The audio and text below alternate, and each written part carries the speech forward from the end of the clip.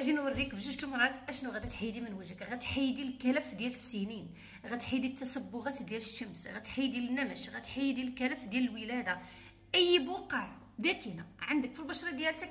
جيبي لي جوج تمرات واجي تبعي معايا اشنو غادا ندير بهم، ونوريك الطريقه وباقي المكونات اللي غنستعملوا مع هاد جوج تمرات. تبعي معايا الطريقه. غتجيبي جوج تمرات، اشنو غديري ليهم؟ غتحيدي لهم اول حاجه العلف اللي تيكون فيهم، تحيدي لهم العلف ديالهم بحال هكا، هذا غنحيدوه. وكذلك والمثال غادي نحيدوا لهم ديك القشره اللي كتكون لاصقه فيهم بحال هكا. بغينا غير التمر بدون علف وبدون قشره. حيد القشره وانا معكم. ودابا رجعت معكم بعد ما حيدت القشره من التمر، ديك القشره اللي كتكون لاصقه فيه الفوق بحال هكا، شفتوا بحال هكا. غادي تاخذوا كاسروله بحال هكا، غديروا فيها التميرات وغتزيدوا عليهم واحد الكميه ديال 3 المعالق اولا 4 المعالق ديال ماء الورد. اي ماء الورد البنات غير يكون جوده، يكون مزيان. وتزيدوا على هاد التمرات هادو وغادي ندوهم فوق النار بحال هكا، تقريبا واحد 3 المعالقات هكاك اولا 4. وغادي ندوهم فوق النار يبقى واحد المده ديال يعني 4 دقائق بحال هكاك، 5 ديال الدقائق بما طابلين. هاد يعني هاد التمرات هادو تعلكوا وغيجونا ساهلين في المعك ديالهم. تبعوا معايا باقي المراحل. نمشي نديها فوق النار وانا معكم. ها هو البنات بعد ما تعلك ليا التمر كيف ما كتشوفوا مع ماء الورد، انا كنطيبه في نفس الوقت يعني كنمعس. بنات الا كان عندكم داك التمر القاصح ديروه فوق البوطه حتى يعني يطيب لكم مع ماء الورد، ويعني ويبان لكم شويه تعجن. شدوه وطحنوه، الا ما بغاش يعني يتمعس لكم هو كيطيب طحنوه في ميكسور، طحنوه في اي حاجه، المهم هو غيرجع لكم بحال هكا. دابا نبداو في باقي المكونات. تبعوا معايا البنات، المراحل مهمه لان ماسك جبار جبار في محي التصبغات، الكلف، النمش، البقع الداكنه، اي مشاكل اللي كانت عندك في البشره ديالتك ما غتبقاش مع هذا الماسك هذا. المهم غناخذ هاد التميرات اللي درت غادا نديرهم في هاد الزلافه هادي بحال هكا.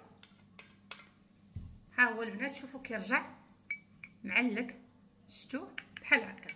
دابا نبداو في باقي المكونات.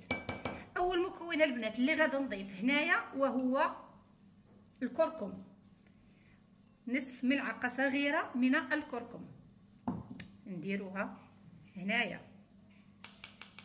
وغادي نضيفوا كذلك مثال ملعقه من دقيق الارز. ما كانش دقيق الارز، خذوا الارز البنات وطحنوه مزيان مزيان وغربلوه وضيفوا ملعقه منه. انا غناخذ ملعقه من دقيق الارز، ها هو يعني دقيق الارز ملعقه صغيره منه.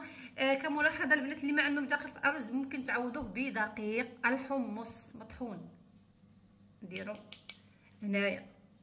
ودابا غادا نضيف اخر مكون اللي هو اصفر بيضه. اصفر بيضه فقط البنات، ما ديروش البيضه كامله، غير اصفر البيض.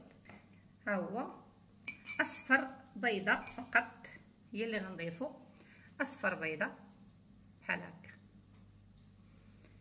وخلطوا ليا هاد الماسك الجبار، وجه صافي، وجه بدون كلف، بدون تصبغات، البشره هكا كتشعل البنات. غير جربوا ما غتندموش على هذا الماسك هذا نهائيا. شوفوا التعليقه ديال هذا الماسك ما شاء الله، رائع البنات، رائع بزاف بزاف. خاصكم تجربوه وخاصكم ديروه باش تحصلوا على بشره موحده اللون. رائع بزاف بزاف، ما يمكنش تخيلوا الروعه ديالته. شوفوا كيفاش كيمشي على البشره، شفتوا كيفاش البنات؟ رهيب بمعنى الكلمه، انه رهيب. غير جربوا ما غتندموش عليه بتاتا. انا نمشي نكمل الباقي الماسك، نطلي كامل الوجه ديالي وغادا نخليه تقريبا نصف ساعه، ومن بعد نبدا نحيدو بهذه العمليه ديال الفرك. يعني نفرك باش نحيد، ما نحيدوش نغسل الوجه هكاك، لا ندير العمليه ديال الفرك.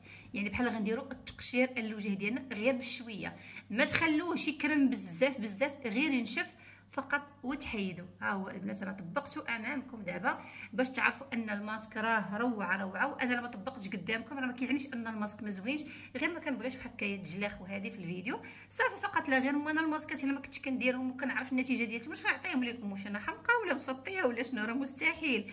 المهم جربوا هذا الماسك هذا وردوا عليا الخبار، لانه ماسك غادي يقلع عليكم المشاكل كامله اللي عندكم في البشره ديالكم. طبقوا ما غتندموش عليه. مع السلامه ودوزوا بخير.